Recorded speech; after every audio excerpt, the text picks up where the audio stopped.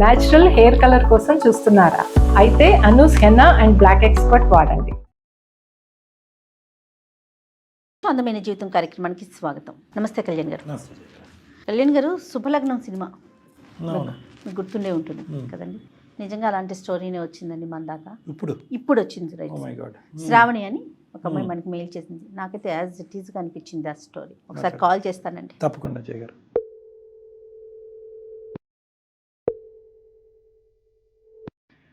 Hello, నమస్తే అండి. శ్రావణి గారండి?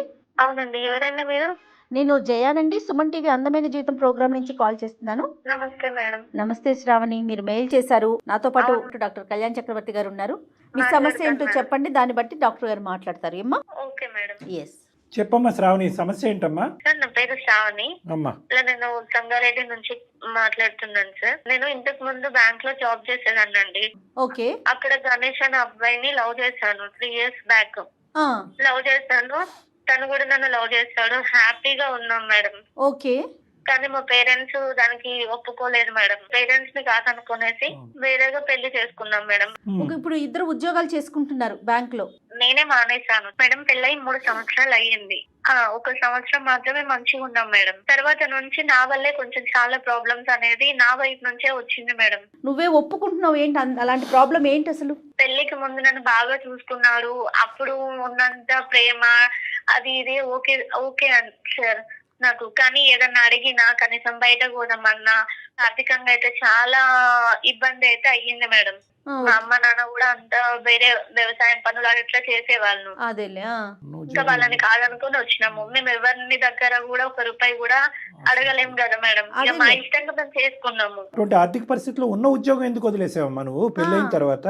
నేను నా హస్బెండ్ ని మంచిగా చూసుకోవాలి, ఇంట్లో ఉండాలి, అన్ని పనులు చేసి చూసుకుంటావు. సర్లే. కొంచెం హెల్త్ డిస్టర్బెన్స్ అయ్యి అటు ఇటు అయ్యి కొంచెం చేతగాక చేయలేక ఉంటే మా హస్బెండ్ ని కొంచెం ఏదన్నా తీసుకురండి, ఒక ఫంక్షన్ కి వెళ్దామన్నా, శారీస్ కొనమన్నా, ఏదన్నా కొనమన్నా ఊరికి డబ్బులు లేవు అని అంటే తను ఎక్కడో అప్పు చేయడం, అది ఇది చేయడం చేసేటోడు. తనకు వచ్చే శాలీలో రూమ్ రెంట్, సరుకుల ఇంట్లో సరుకుల ఖర్చు, బయట ఖర్చులు, తన పెట్రోల్ చార్జెస్ ఇవే అయ్యేది మేడం. కనీసం అసలు మేము పిల్లలకు ప్లాన్ కూడా చేసుకోకపోవడానికి రీజన్ కూడా ఆర్థిక పరిస్థితే మేడం. ఇంకా లేదు సార్. చిన్న చిన్న విషయాలకి గొడవలు వచ్చినాయి ఇద్దరి మధ్యలో. చిన్న వాషింగ్ మిషన్ అడిగినా, కూలర్ అడిగినా. కాదమ్మా, అతను లేక సరిపోక ఇవ్వకపోవటమా, లేదంటే కొద్దిగా పిసినారి ఏం కాదు సార్. నేను చేసిన ఒక చిన్న తప్పు వల్ల నా జీవితమే నాశనం అయ్యే స్టేజ్ కి వచ్చింది సార్. ఇప్పుడు ఏంటంటే సార్, తను వేరే దగ్గరికి జాబ్ చేంజ్ అయ్యాడు. చేంజ్ అయిన తర్వాత అక్కడ ఒక మేడం ఉంటది అనమాట.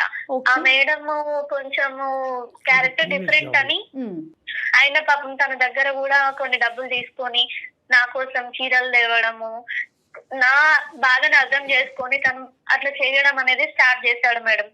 పోనీలే, నాకైతే చీర వచ్చింది కదా అనే సంతోషంతోనే నేను ఉండేదాన్ని మేడం. నీ చీర కాదమ్మా, చీరల వరకేనా ఇంకేమైనా పంపించిందా మా తల్లి? ఫ్రిడ్జ్ గానీ, కూలర్ గానీ, ఏసీ గానీ ఏదైనా తీసుకొచ్చేది సార్. వాళ్ళ ఇంట్లోవా లేదంటే వేరే వేరే కొత్తవి కొనేది సార్. గోల్డ్ తీసుకొచ్చేది. నేనేమనుకున్నా అంటే నువ్వు ఇట్లా చేస్తున్నావు, అది కరెక్ట్ కాదు అని అంటే ఇబ్బంది అనిపించింది మేడం. నాకు వస్తువులు కాదు మేడం, నా హస్బెండ్ ప్రేమ కావాలి. కనీసం నేను తనతో టైం స్పెండ్ చేయాలన్నా తను నాతో మాట్లాడేటోడు కాదు. ఎప్పుడు ఫోన్ పట్టుకొని నైట్ డే అనుకోకుండా ఫోన్ 24 గంటలు ఆమెతోనే మాట్లాడేటోడు. మరి ఆవిడతో మాట్లాడుతూనే కదమ్మా కూలర్, వాషింగ్ మెషిన్ వచ్చేది. అన్ని ఒకేసారి ఇవ్వలే కదమ్మా, ఒక 10 సామాను ఒకే రోజు ఇవ్వలే కదా. Over a period of 6 weeks, 2 months, 3 months, 6 months ఇచ్చి ఉంటది. ఎందుకు తీసుకున్నావు? నాకు తెలియక నేను తప్పు చేశాను. నా హస్బెండ్ తో ఏం తెలియకమ్మా, ఒకదాని తర్వాత ఒకటి అంత కాస్ట్లీ ఐటమ్స్ వస్తుంటే నీకు తెలియట్లేదా? మీ ఆయన సంపాదన ఎంత వస్తున్నాయి, ఇంట్లోకి ఏమేమి వస్తున్నాయి, అప్పుడు ఎందుకు తెలీదు? నువ్వేమన్నా అమాయకురాలివా? నువ్వు కూడా ఉద్యోగం చేసుకున్నా, చదువుకున్న పిల్లవ కాదు. ఇవన్నీ ఇచ్చే భర్త ప్రేమను ఆపేశాడా? నాతోని తినడం మానేశాడు, నాతో మాట్లాడడం మానేశాడు, నాతో ఫోన్ మాట్లాడడం మానేశాడు. ఆఫీస్ అనుకుంటూనే టూర్స్ లోకి వెళ్ళడం, వీకెండ్స్ లో బయటకు వెళ్ళడం తనతోని. ఇంట్లో ఉంటే వీడియో కాల్స్, ఇవన్నీ ఏమొద్దు, నాకు మీరు కావాలి అంటే అట్లా ఎట్లా కుదరదు. ఇప్పుడు నేను ఆమెకి అన్యాయం చేయలేను, ఇద్దరితో ఉంటాను, లేకపోతే నేను ఉండను అని అంటున్నాడు సార్. ఎక్కడన్నా నిన్ను బ్లేమ్ చేస్తున్నాడా? నీ వల్లే చేశాను, ఇది నీ వల్లే జరిగింది, ఇప్పుడు నేను ఆ అమ్మాయిని మధ్యలో వదిలేయలేను, ఉంటా అంటే ఉండు, లేకపోతే వెళ్ళిపో నువ్వు అనేసి అంటున్నాడు సార్. పోనీ ఇప్పటికైనా ఆ గిఫ్ట్లన్నీ వెనక్కి పంపించావా మహాతల్లి ఇంటికి? సార్ ఆల్రెడీ పంపిస్తాను అని అంటే ఆమె అడ్రస్ చెప్పమన్నా నేను చెప్పట్లేదు. నేను ఆఫీస్ కి పంపిస్తాను అంటే నువ్వు ఇక్కడికి వస్తే అసలు బాగుండదు అని చెప్తున్నాడు సార్. ఆవిడికి పెళ్ళయిందమ్మా? ఆమె గురించి ఏం డీటెయిల్స్ నాకేం తెలియదు. అక్కడ జాబ్ చేస్తున్నారు, ఇది అన్న సిచ్యువేషన్ మాత్రమే తెలుసు మేడం నాకు. నీకు కన్ఫామా ఆవిడే ఇస్తోంది అన్నది? ఆవిడే ఇస్తుంది మేడం, ఎందుకంటే నేను డైలీ ఆమె వాళ్ళు వీడియో కాల్స్ మాట్లాడేటప్పుడు నేను 2-3 times చూసాను మేడం. అదేలే. ఇంకోటి ఏంటంటే ఆమె ఇక్కడి వరకు వచ్చి మా హస్బెండ్ ని జాబ్ చేయడం, తీసుకెళ్లడం, బాగుంది. అన్ని రకాలుగా ఆమె చేస్తుంది మేడం. ఓ, నీ వరకు గిఫ్ట్లా, అతని వరకు కూడా గిఫ్ట్లు వస్తున్నాయా? తనకి గోల్డ్ రింగ్ ఇచ్చారు, కూల్ డ్రింక్, బైక్ ఇచ్చింది, బైక్, కొత్త కొత్త డ్రెస్సులు కొనిస్తుంది, ప్రతి రోజు బయటకు సినిమాలకి పబ్లకి వెళ్తారు. ఇప్పుడు తనతోనే ఉంటున్నాడు, కానీ నా జీవితం అన్యాయం చేస్తున్నాడు సార్. ఇక్కడ తనతో ఉండటం అంటే ఏంట, మరి రావట్లేదా ఇంటికి? 10 days అక్కడ ఉంటే 1-2 days ఇక్కడ ఉంటున్నాడు సార్. ఇందులో నీ తప్పిదం ఏమన్నా ఉందని నువ్వు భావిస్తున్నావా ఈ రోజు మాకు ఫోన్ చేసేదానికి? ఉంది సార్, నువ్వు ఎవరితోనైనా మాట్లాడుకో, ఏమైనా చేసుకో, కానీ నువ్వు తప్పు చేయకు, నాకు అన్యాయం చేయకు అనేసి చెప్పాను సార్. మరి నువ్వు ఎక్కడన్నా ఉండు, నన్ను మాత్రం అన్యాయం చేయకు అని అన్నావు. ఇప్పుడు అతను ఏమంటాడు? నీకేముంది, నేను వస్తున్నాను కదా, ఇస్తున్నాను కదా, అక్కడే ఎక్కువ టైం స్పెండ్ చేస్తే ఇక్కడ ఇప్పుడు నువ్వు ప్రశ్న అడగలేనటువంటి పరిస్థితికి ఈరోజు తీసుకొచ్చాడు అతన్ని. నువ్వు చూపెట్టిన దారి, నువ్వు చేసినటువంటి అలవాటు కరెక్టేనమ్మా. నువ్వు ముందుగానే చెప్పావు చూడు, నేనే తప్పు చేశానని, అది కరెక్ట్. నీ తప్పు నువ్వు ఒప్పుకోవడం కూడా కరెక్టే తల్లి. నేను తప్పు చేశాను సార్, ఒప్పుకుంటాను, కానీ నా భర్తను వదిలేసుకులేను సార్. ఇప్పుడు అతను ఏమంటున్నాడు అసలు? ఇద్దరితోనే ఉంటాను అంటున్నాడు సార్. ఎక్కువ అయితే ఇంకా నాతో గొడవ పడి నేను ఆమెతోనే ఉంటాను, వేం చేసుకుంటావో చేసుకోవాలని అంటున్నాడు సార్. పెళ్ళి ఎక్కడ చేసుకున్నారమ్మా? రిజిస్టర్ మ్యారేజర్. నీ చెత్త అడ్డమైన కోరికల వల్ల చూడు ఎలాంటి పరిణామాలకు దారి తీసిందో. సరే, ఒక ప్రయత్నం చేద్దాం. నీ ఫోన్ ఎత్తుతాడు అతను. ఏం పేరమ్మా అతని పేరేంటన్నా? గణేష్ సార్. కలిపి ఒకసారి ఫోన్. శ్రావణి తన అమాయకురాలు అర్థం కావట్లేదు. డెస్పిరేషన్ అంతా ఏదో అనుకుంది, ఏదో అయింది. హలో హలో హలో, ఎక్కడున్నారండి? నేను పనిలో ఉన్నాను, చెప్పు. 10 రోజులు దాటింది, ఎప్పుడు వస్తారండి ఇంటికి? ఎప్పుడు వస్తానా, నీకెందుకు అవన్నీ? తిన్నావా ఇంతకే? లేదు. లేదు, ఏమైనా బుక్ చేయాలనా? ఏం వద్దు. ఇంకేంటి? మీరు ఎప్పుడు వస్తారు అది చెప్పండి. నీకేం కావాలో చెప్పు, అది బుక్ చేస్తా. మీరే కావాలి. నేను కావాలంటే ఏంటి? ఇప్పుడు కాదు, ఎప్పటికీ నాకు మీరే కావాలండి. ఆ ముచ్చట్లని ఇప్పుడు చెప్పకు, ఏదో ముందుండాలి ఇవన్నీ. ఇప్పుడు మీకు కనిపించట్లేదా? లేదు లేదు, ఇప్పుడు అయితే ఇంటికి రావడం కుదరదు. నీకేం కావాలో చెప్పు. మీరు పంపించిన గిఫ్ట్స్, సామాన్లు, గోల్డ్, చీరలు అన్ని పంపించేస్తాను. నాకు మీరు ఇంటికి రండి, నేను మీతో సంతోషంగానే ఉండాలనుకుంటున్నా. నాకు మీరు అన్యాయం చేయకండి, ఒకసారి నా మాట నేను ఎవరికి అన్యాయం చేయను. ఇది నీకు మొత్తం ముందే తెలిసి ఉండాలి. ఇప్పుడు చెప్తే అవ్వదు, అది అర్థమైందా? ఇప్పుడు దూరం పెడుతున్నారు, ఇప్పుడు అర్థం చేసుకోవట్లేదు. అర్థం చేసుకోలేదంటే నీ కోసమే కదా నేను చేస్తుంది. నా కోసం నాకు అవన్నీ ఏమొద్దు, నాకు మీరే కావాలి. నేను కావాలంటే ఇది ముందు తెలీదా నీకు?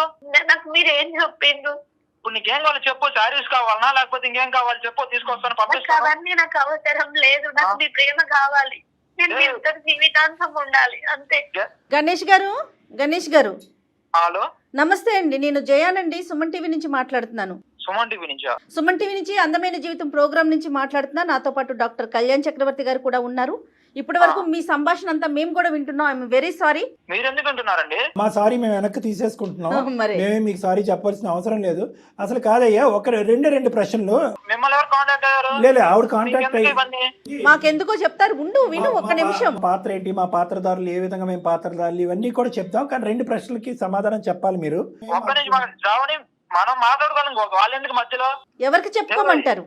ఏమయ్యా తమ్ముడు, నిన్ను నమ్మి ఆ అమ్మాయి ఇంట్లోంచి పారిపోయి వచ్చేసింది. నువ్వే జీవితం, నువ్వే ప్రపంచం అని అనుకుంది. ఆ అమ్మాయి పిచ్చి ముదురు పాకాన పడి కొద్ది కోరుకుంది, ఆశపడింది. మధ్యతరగతి కుటుంబంలో కాకుండా కొద్దిగా హైఫైడ్గా ఆలోచించింది. గిఫ్ట్లు తేవాలి అంటే కనుక నువ్వేదన్నా తల తాకెట్టు పెట్టుకుని నువ్వేమైనా తీసుకురావాలి. కానీ ఆ మహాతల్లి ఎవరో ఇచ్చినటువంటి గిఫ్ట్లు ఇచ్చి ఈరోజు దాన్ని అడ్వాంటేజ్గా తీసుకుని నువ్వు ముందే ఉండాలి, ముందే ఉండాలి, ముందే ఉండాలని అంటున్నావు. ఇందాక ఏంటి ముందు ఉండాలి? ఏం జరిగింది? అలా కాదు మేడం, మాకు పెళ్ళయి 3 years అయింది. ఓకే. ఇంట్లో ఒప్పుకోలేదు. సో మేము ఇక్కడికి వచ్చి రిజిస్టర్ మ్యారేజ్ చేసుకున్నాం. ఓకే. తర్వాత కొన్ని రోజులు బాగానే ఉంది. తర్వాత పక్కింటి వాళ్ళ అక్క వాళ్ళ ఇంట్లో అవి ఉన్నాయంట ఇవి ఉన్నాయంట, నువ్వేం తీసుకురాలేదు, నన్ను హ్యాపీగా ఉంచలేదు, నాకు అది కావాలి ఇది కావాలి, నేను శాలరీ ఎక్కువ వస్తుందని చెప్పేసి వేరే కంపెనీలో కూడా జాబ్ ట్రై చేశాను, జాబ్ వచ్చింది, హైయర్ శాలరీ చేస్తున్నాను, అంతవరకు బానే ఉంది. ఇంకా నాకు అది కావాలి ఇది కావాలి, నువ్వు తీసుకొచ్చే డబ్బులు సరిపోవట్లేదు అంటే ఇవన్నీ లవ్ చేసుకునేటప్పుడు కానీ అప్పుడు కానీ తెలియలేదు ఆవిడకి. ఆ అమ్మాయి జస్ట్ కోరుకునేదా లేదంటే ఇబ్బంది పెట్టేదా నిన్ను? వేరే వాడిని పెళ్లి చేసుకుని ఉంటే నాకు ఇంకా బాగుండేది కదా. ఓకే, అది నాన్న డైలాగులు కూడా వచ్చినాయి. ఏమ్మా శ్రావణి, సార్ ఏంటి ఇంత భారీ ఎత్తున డైలాగులు కూడా కొట్టేవంట? ఎంత నీ వయసు, నీ మెచ్యూరిటీ ఎంత, నువ్వు మాట్లాడే మాటలేంటి? అప్పుడు కోపంలో అన్నాను నీ బొంద కోపం ఏంటి? కోపం నీకు దేనికి కోపం? ఎవరంటే కోపం? నీకే స్పృహ ఉండదమ్మా మాట్లాడేటప్పుడు? కోపంలో నీ నోటికి వచ్చింది ఏది పడితే అది మాట్లాడతావా తల్లి? నువ్వు ఉద్యోగం చేసే కొంతకాలం నీకు శాలరీ స్కేల్ అనేది తెలుసు, ఒక మధ్యతరగతి కుటుంబం ఎంతట్లో బతకాలనేది కూడా నీకు లెక్క తెలుసు. థ్రెట్ చేయటం ఏంటి, టార్చర్ పెట్టడం ఏంటమ్మా? అసలు ముందు నాకు అనిపించింది ఆ ఉద్యోగం మానేయటమే నువ్వు చేసిన పెద్ద తప్పు. ఏం పని పాట లేకుండా వాళ్ళని వీళ్ళని చూసుకుంటా. ప్లస్ పైపెచ్చి ఏంటంటే నువ్వు తేవట్లేదంటే నువ్వు చేతకాని మగాడివి, నీకంటే ఆ మగాడైతే బెటర్ అని అంటావా? మగాడంటే ఈ గిఫ్ట్ కాదురా, ఇంతరా గిఫ్ట్, ఎదురింటే పెద్దమ్మ తీసుకొస్తుంది, పక్కింటి పుల్లమ్మ తీసుకొస్తుంది అని చెప్పి కంపేర్ చేసాం. మీరిద్దరు ప్రేమించుకుని ఒకరి స్థాయి ఒకరి పూర్తిగా అర్థం చేసుకుని పెద్దలు ఆపిన బ్రేక్లు వేసినా కూడా పారిపోయి వచ్చి పెళ్లి చేసుకున్నటువంటి బ్యాచ్. అలాంటప్పుడు నీ సైడ్ నుంచి ఎంత సపోర్ట్ ఉండాలి? కోపంలో ఏమన్నా అనేయచ్చమ్మా? కోపంలో నువ్వు కాదురా వేరేవాడు కావాలని అనొచ్చా? ఆ మాత్రం ఇంగితం కూడా నీకు లేదా? సరే అన్నది పిచ్చి అమ్మాయి, నిన్ను గుడ్డిగా ప్రేమించినటువంటి అమ్మాయి ఏవో కోరికలు వరకు పోయి తను ఈ రోజు ఈ పరిస్థితి వరకు తెచ్చుకుంది. మరీ ఇంత గొంతు కోసేస్తారా నాన్న? పిచ్చి అనుకోవచ్చు సార్. కాదు, ఇప్పుడు ఎవరు ఈ ఫిరోన్లో ఎవరు అమ్మాయి?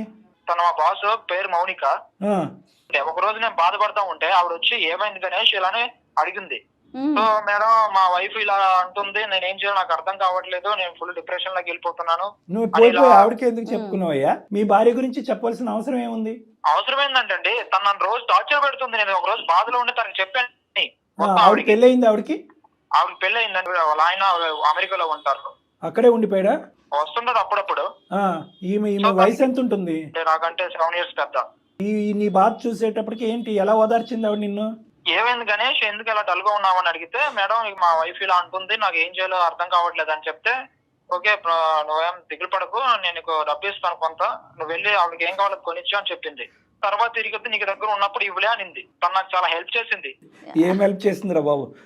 అమ్మాయి హెల్ప్ చేసిందా ఏం చేసింది అన్నది ఇప్పుడు మాకు అర్థమవుతుంది. కానీ సరే, ఆ డబ్బులతో ఇంటికి కావాల్సినవన్నీ కొన్నావు, తీసుకొచ్చినాక ఒక రోజు గణేష్ నీకేం కావాలో అది ఇస్తాను, నాతో ఎక్కువ టైం స్పెండ్ చేయి, నాతో ఉండని చెప్పింది. ఆఫీస్ లో కాకుండా బయట కూడా టైం స్పెండ్ చేయమంది. అవును. పిల్లలు లేరు ఆవిడికి? ఆవిడకి ఉన్నారండి. శ్రావణికి ఇట్లా అంటుంది మా బాస్, మరి మా మేడం ఇలా అంటుంది, ఏం చేయమంటావు అని చెప్పాను ఇవిడికి. ఆ పిచ్చిదానికి ఏమర్థమైందో చెప్తే, నువ్వు ఏమైనా చెయ్యి, నువ్వు ఏడికైనా పో, ఏమైనా చెయ్యి, ఏ పనైనా చెయ్యి, నన్ను మాత్రం హ్యాపీగా ఉంచాలి. ఆ రోజు నుంచి మొదలైంది మీ జీవితంలో దీపావళి. నాకు మాత్రం అన్నం చేయకు అని చెప్పింది. నేను తనకి ఎప్పుడు అన్నం చేశాను? ఇప్పుడు తను హ్యాపీగా ఉంచడం కోసమే కదా నేను ఇవన్నీ చేస్తున్నాను. తనే అడిగింది, తీసుకొచ్చారు. ఇప్పుడు తను వద్దంటుంది, ఇచ్చేసేయండి. మరి అవన్నీ ఇచ్చేసి తనకు మీరు కావాలంటే వచ్చేసి. ఎట్లా అవుతుందండి? నేను ఇప్పుడు సగం దూరం వచ్చేసాను. ఏం దూరం వచ్చేసారా బాబు మీరు? అలా కాదు, మీరు ఏంటి కమిట్ అయిపోయారా? అగ్రిమెంట్ రాసేసుకున్నారా? ఒకసారి అలా ఆయనకు కూడా ఫోన్ కలిపి అమెరికాలో ఉన్నాడు, నాకు మాట్లాడదాం. తనతో చాలా చాలా దూరం వచ్చేసాను నేను. ఏం దూరం వచ్చావు? చెప్పాను తనతో ఎక్కువ టైం స్పెండ్ చేస్తానని చెప్పాను. దూరం వచ్చారంటే ఎక్కడికి వచ్చారు, ఎంత దూరం వచ్చారు అన్నది వాళ్ళ ఆయనకి చెప్పు ఒకసారి ఫోన్ చేసి. తెలుసా వాళ్ళ ఆయనకి? ఇవన్నీ ఎందుకండి మీకు ఇప్పుడు ఇవన్నీ ఇప్పుడు దాంట్లోకి వచ్చావు. మాకెందుకు అనేది ఎంతో, నీకు ఆవిడెందుకు అనేది కూడా అంతే. మాకెందుకు అంటే కనుక నీకు ఆవిడెందుకు అని మేము అడుగుతాం. పులిని చూసి నక్క వాతలు పెట్టుకున్నట్టు ఎక్కడో ములిగింది, ఇప్పుడు తేలింది ఆవిడ. ఆ అమ్మాయి నువ్వు ప్రేమించి పెళ్లి చేసుకున్నావు. ఇదేనా నువ్వు ప్రేమకి పెళ్లికి ఇచ్చే గౌరవం? నిన్ను నమ్మి వచ్చి పెళ్లి చేసుకున్నందుకు నమ్మి వచ్చారని చెప్పొద్దు మీరు. నేను ఈ ముచ్చట్లని ఆవిడకి తెలుసు ముందే చెప్పాను నేను కూడా. ఏంటి వేరే ఆమెతో నేను ఉంటానమ్మా, నీకు నేను ఓన్లీ వస్తువులే కొనిస్తానని చెప్పారా? మరి ఏం చేయమంటారు మేడం? నేను అటు ఇటు కాకుండా ఉండిపోయినా ఏం చేయమంటారు? తను హ్యాపీగా ఉంచాలన్నా నేను ఏం చేయాలో చెప్పండి. బుద్ధి గడ్డి తిన్నాను అని అమ్మాయి అంది, నన్ను క్షమించండి అని అన్నది. ఇప్పుడు నా భర్తగా నువ్వు వెనక్కిరా, నా ప్రేమ నాకు దక్కించు, నాకు ఇవన్నీ వద్దు, ఇవన్నీ కూడా వడ్డీతో పాటు తిరిగి ఇచ్చేస్తాను అని అంటుంది ఆవిడ. ఇప్పుడు అన్ని అనుభవించేసిన తర్వాత ఇప్పుడు నాకు అవన్నీ వద్దు, వాటి మీద మోసిపోయిన తర్వాత నాకు ఇవే వద్దు, నువ్వే ఇక్కడ ఏమి రావాలని ఈవిడ అంటే అనుభవించినట్టుంది, చెప్పండి. నువ్వు చాలా అనుభవించినట్టు అనిపిస్తుంది కానీ ఇక్కడ ఈవిడ అనుభవం కంటే నీ అనుభవాలు ఎక్కువ ఉన్నాయి. ఏంటయ్యా ఇర్రివర్సిబుల్ ఇక్కడ నాకు అర్థం కాదు. పెళ్లి చేసుకుంటానని ఏమైనా వాగ్దానాలు చేసుకున్నారా? లేదు. మరి ఏంటి యూ టర్న్ తిరగలేనటువంటిది, రివర్స్ చేయలేనటువంటి స్టోరీ లైన్ ఏంటి నీది? వస్తువులు వెనక్కి వెళ్తాయి, నువ్వు వెనక్కిరా. దీని పైపెచ్చి కూడా మేము మాట్లాడగలం. ఒక్క ఇంటర్నేషనల్ కాల్ చాలు ఇక్కడ. అంతే. రేపు నైట్కి ఫ్లైట్కి బయలుదేరి 24 అవర్స్లో ఇక్కడ ల్యాండ్ అయ్యి ఇద్దరు తోలు తీస్తాడు. రమ్మంటావా?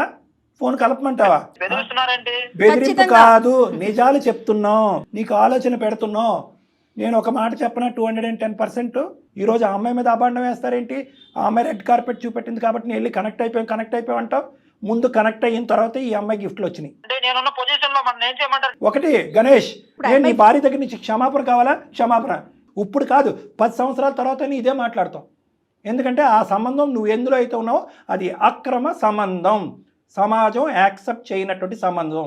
ఏం మాట్లాడతావు శ్రావణి? చేసిందంతా చేసి ఇప్పుడు సైలెంట్గా కూర్చున్నావు. నాకు నా భర్తే కావాలి సార్. ఇప్పటికైనా తెలిసి వచ్చింది. వాషింగ్ మెషిన్ వద్దు.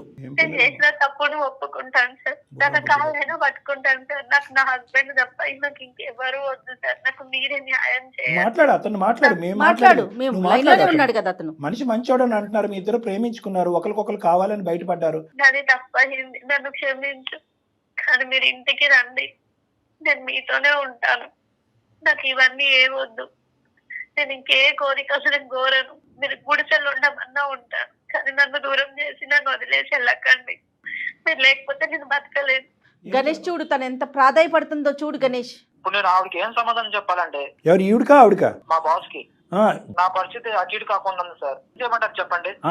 Very good. గణేష్ నువ్వు ఇలాంటి ఒక కేసు చూస్తే మాకు ఇలాంటి కేసెస్తో చాలా అనుభవం ఉంది.